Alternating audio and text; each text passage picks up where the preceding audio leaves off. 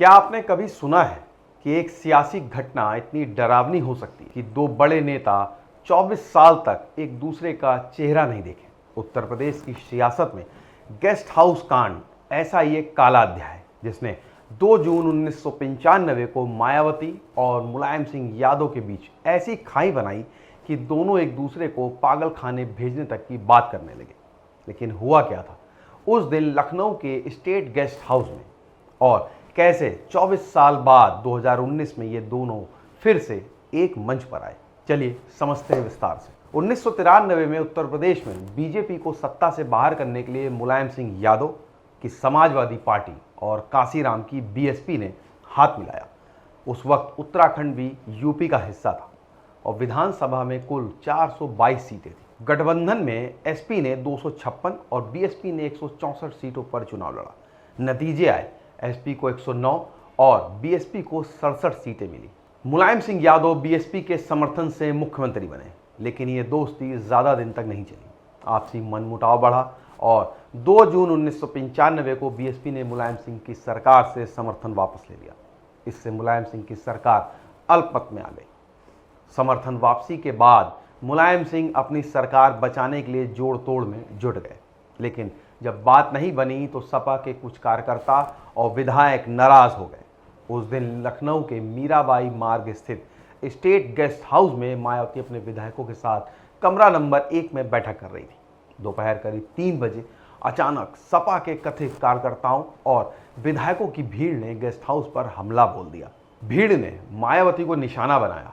अजय बोस की किताब बहन जी के मुताबिक सपा के कुछ गुंडों ने मायावती को कमरे में बंद करके मारपीट की और उनके कपड़े फाड़ने की कोशिश की। मायावती ने किसी तरह खुद को कमरे में बंद कर लिया, लेकिन बाहर सपा समर्थक दरवाजा तोड़ने की कोशिश में जुटे थे। भीड़ ने गालियां दी, अश्लील भाषा का इस्तेमाल किया और बीएसपी विधायकों पर हमला किया।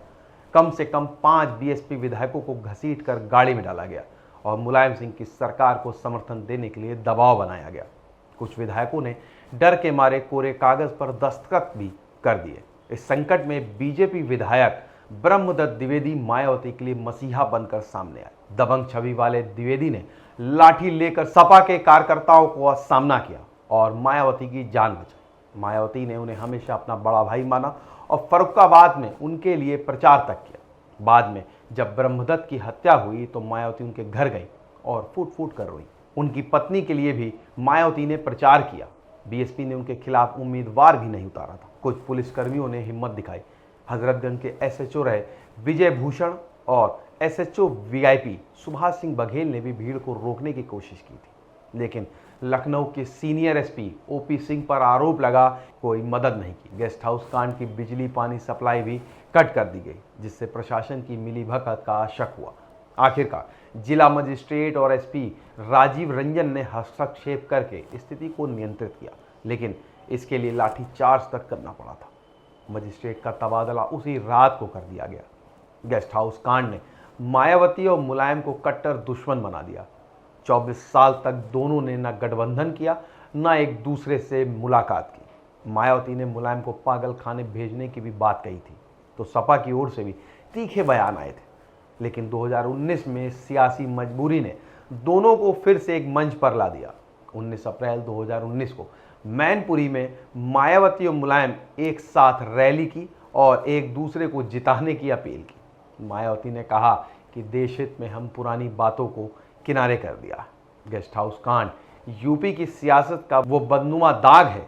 इसने न सिर्फ मायावती और मुलायम के रिश्ते बिगाड़े, बल्कि सियासी हिंसा की एक खतरनाक मिसाल भी कायम की। तो आपको ये वीडियो पसंद आया हो तो इसे लाइक करें, शेयर करें और चैनल को सब्सक्राइब नहीं किया हो तो आज ही करें। मिलेंगे एक नए वीडियो के साथ। नमस्कार।